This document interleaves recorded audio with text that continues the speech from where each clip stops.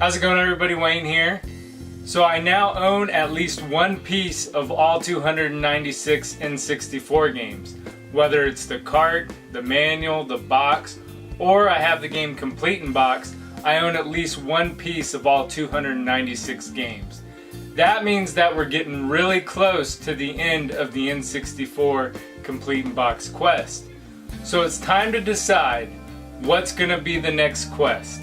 I've narrowed it down to a couple systems that I want to have a complete library of, but first I want to go over some systems that didn't make it, and I'll explain why they didn't make the cut. And the first system that didn't make the cut is the PlayStation. I love the PlayStation 1, I love the PlayStation 2, but this is for when I'm in the States and I'm going out to yard sales. I'm finding these games for super cheap, just stacks of PlayStation games. I don't want to be over here in Japan on eBay ordering these games for way more than what I can find them when I go out to the yard sales for. Another one that didn't make the cut is the PlayStation VR. Now I am going for a full set of the PSVR, but I wanted to keep it retro, and I'm too far into this quest to go back and figure out the pricing, and everybody knows what the prices are anyway. You just walk into your local Walmart store and there you go. So that's why the PlayStation and the newer consoles didn't make the cut. Another system that didn't make the cut, which I think it would be absolutely awesome to have a complete set of this, that's the PC Engine. There's so many great titles on the PC Engine, so many great shmups, but with that there's also a lot of JRPGs and games I'm not going to be able to play on that. So I'd be spending a lot of money on a lot of games that I can't even play. So that's why I don't want to go for a complete PC Engine collection. Alright, so now let's look at what did make the cut. And the first one up is Neo Geo AES. No, I'm just kidding. Neo Geo AES is another one that didn't make the cut because I want to be able to finish a quest. It would take me, I might do like 3 games a year if I collected for this system because it's so incredibly expensive. So Neo Geo CD and AES did not make the cut just because it's way too pricey, and I'm only going to buy good games as I find them for this system. I also thought about the Sega Dreamcast. That's always been a system I wanted to look into. But knowing how uncommon the Dreamcast was and how well it didn't sell, I just imagine a lot of games being on there that are pretty pricey because they're hard to find. I also thought about the Genesis and the Saturn, and those are great consoles too.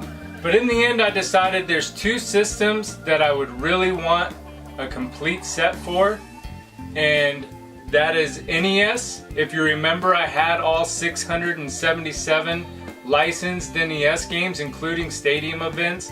They were all authentic, so I know I can complete the set. And there was a lot of games I never got to before I ended up having to sell it, and I thought, why not go back and see how much it costs to complete a loose NES library and explore all those games. And I could do complete in box. I've already been doing the complete in box NES quest. I kind of put that on hold because I didn't know what the next quest was going to be for me. So I haven't been doing the NES complete in box videos because I'm thinking about going for the complete loose library again. It's far more achievable than collecting complete in box, and not many people are really going to go for a complete in box NES library compared to a loose one, where N64 complete in box is a lot more achievable at 296 games compared to 677 games. So the choice is between a loose NES library, all 677 licensed games, or a loose Super NES library. Super NES is a system I really haven't explored much. I had an NES growing up, I skipped over Super Nintendo, and then I ended up getting an N64. And then after the 64 I skipped the GameCube and ended up getting a Wii. So I really wouldn't mind going back and finding out how much would it cost to put a complete library of 721 loose NES games together. And again with Super NES, 721 games complete in box. it would take me years and years to complete that quest. So I want an achievable quest, something that has an endpoint eventually. I don't even know if collecting the complete NES or Super NES loose is really going to be done in a reasonable amount of time. But those are the two choices.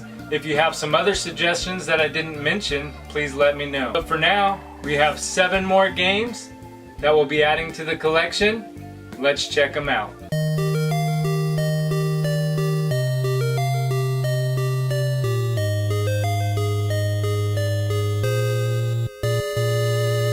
And the first game we have up is Paper Mario. Paper Mario was developed by Intelligent Systems and published by Nintendo. You could spend your paper money on it and purchase it in 2001. Paper Mario is an RPG game. I've popped this game in a couple times before and I could never get into it. After playing the game again for this episode, I asked myself what I was thinking. Paper Mario is a blast. In the beginning of the story, Bowser takes Princess Peach's castle to space. He stole a star rod, making himself incredibly powerful, and took Mario out, knocking him back down to Earth. Now Mario must save 7 star spirits and rescue the princess. Along the way, you'll battle many enemies. There are different strategies and items you can use to defeat them. Some enemies you can simply jump on, others you have to use an item or power on because they will hurt you if you jump on them. There is a ton of exploring and secrets in the game, which makes it really fun. It's so fun, in fact, after this episode, I will be doing a complete playthrough of it. Paper Mario did everything right. It has some of the best reviews I've seen for the N64. It's worth picking up and playing, even if you're not a fan of RPGs. Paper Mario is game number 234 for the collection, and it cost me $98 shipped, bringing our total up to $11,057 for the N64 Complete in Box Quest. Next up on the list is Tarzan. Tarzan was developed by Eurocom and published by Activision. It swung onto store shelves in 1999. Tarzan is a platforming game on the N64. You'll go through 14 side-scrolling levels collecting fruit, sketch pieces, Tarzan letters, and coins. You use fruit to attack animals and raise your health. Sketch pieces give you a bonus level when you collect all the pieces. Tarzan letters give you a bonus item such as a movie background, and collecting 100 coins will give you an extra life. The graphics are decent, and there's lots of color in the game. The sound in the game is okay, but the narrating is kinda cheesy. The main complaint I have with the game is the controls. They are sluggish and feel delayed. The gameplay is fun and reminds you a lot of Donkey Kong, especially when collecting letters. It is a very easy game though and designed for newer gamers. Overall, Tarzan isn't a bad game, and it's worth checking out if you're a fan of platformers. Tarzan is game number 235 for the collection, and it cost me $38 shipped, bringing our total up to $11,095 for the collection. Next up, a sports game, Fox Sports College Hoops 99. Fox Sports was developed by Z-Axis and published by Fox Sports Interactive, releasing for the N64 in 1998. This basketball game features 120 college teams. The first thing I noticed was how quiet the gameplay is. There is no music and no announcer in the game. All you hear is the crowd in the background and the ball noises. The visuals aren't bad for a full team basketball game, and the crowd is one of the most realistic looking ones I've seen in a basketball game on the N64. The controls are responsive, and I was able to make plenty of baskets. The game does experience some extreme slowdown though, and it does feel really choppy. Fox Sports College Hoops 99 isn't the best basketball game on the 64, but I'd pick this game over the In the Zone series any day. Fox Sports College Hoops 99 is game number 236, and it cost me $15 shipped, bringing our total up to $11,110 for the collection. Up next is a pretty uncommon game, and that game is Daikatana. Daikatana was developed by Ion Storm and published by Kimco. It released for the N64 in 2000. Daikatana is a first-person shooter. Starting off the game, you'll notice some blurry, bad graphics. So bad, in fact, I missed a weapon right in front of me that I was supposed to pick up. Once I found the weapon, it was still hard to make it any distance in the game because I kept getting attacked by I don't know what. After 15 minutes of frustration, I learned where the enemies were and how to defeat them. The game became somewhat enjoyable after that. The enemies are easy to take out and there are tons of weapons to find, which are pretty cool. To make your way through the levels, you'll need to find switches to open doors and activate elevators. The music in the game is just a single guitar verse played over and over again, which gets old quick. The controls in the game are pretty good, but it takes some time getting used to. Overall, Daikatana is frustrating, mostly due to the graphics. It's also a pricier game, so I don't recommend picking it up unless you find one for a really good deal. Daikatana is game number 237 for the collection, and it cost me $200 shipped, bringing our total up to $11,310 for the N64 library. Next up, we have a really fun game, and that game is Rocket Robot on Wheels. Rocket Robot on Wheels was developed by Sucker Punch Productions and published by Ubisoft. It released for the N64 in 1999. Rocket is a platforming puzzle game. This game is a true hidden gem. Rocket is known for its realistic physics. At first glance, this game seems like it may be for children, but the puzzles are actually quite challenging and fun. You'll do all sorts of things in the game, from racing to building roller coasters. You'll need to find tickets to advance to new levels. You'll also have to collect tokens to upgrade Rocket's ability. Finally, there are 7 machine pieces in each level that you must collect to power on machines. There are even mini games in each level that you can play. The graphics are excellent, the music is great, and the controls are spot on. There is so much to do and so many places to explore, you won't get bored. I highly recommend picking up a copy of Rocket Robot on Wheels. The game is a bit more pricey than the average N64 game, but it's totally worth it.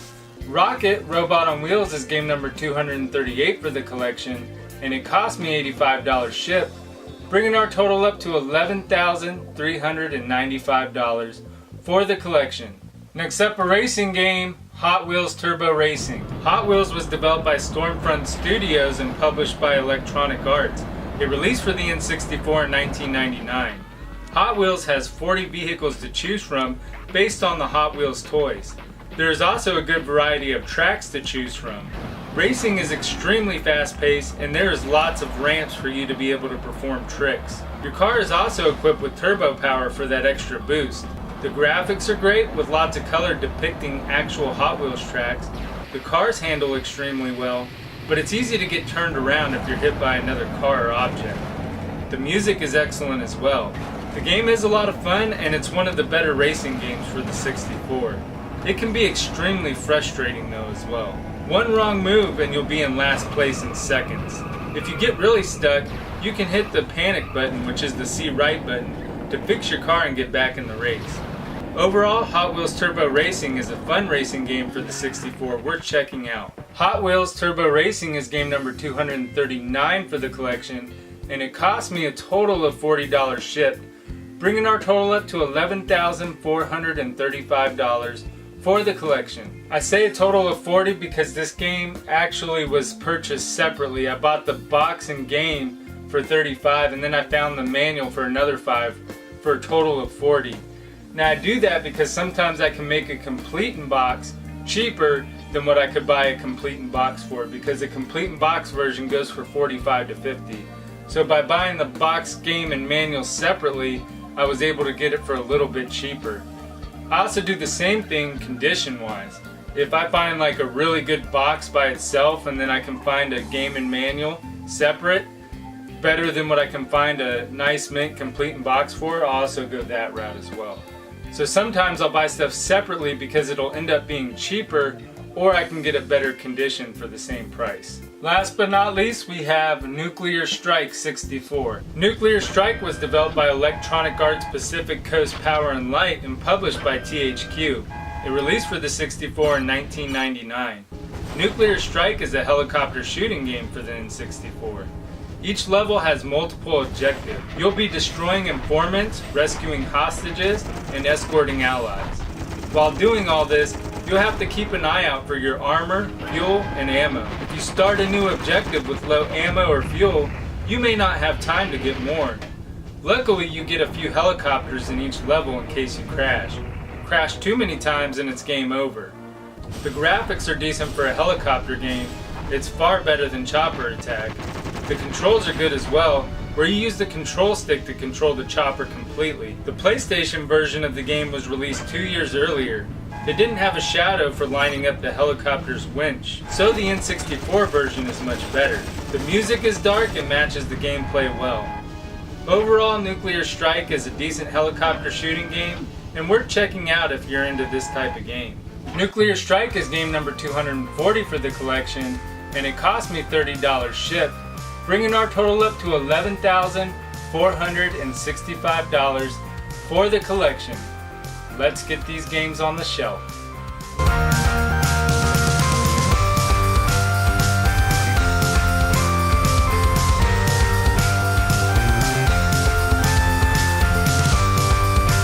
If you enjoyed the video, please make sure to subscribe. I'll be collecting the entire N64 library, complete in box, right here on this show. Also make sure to leave a thumbs up for Rocket Robot on Wheels and another thumbs up for Paper Mario. Also make sure to leave a comment down below on what the next quest should be. Until next time, I'm Wayne, and thanks for watching.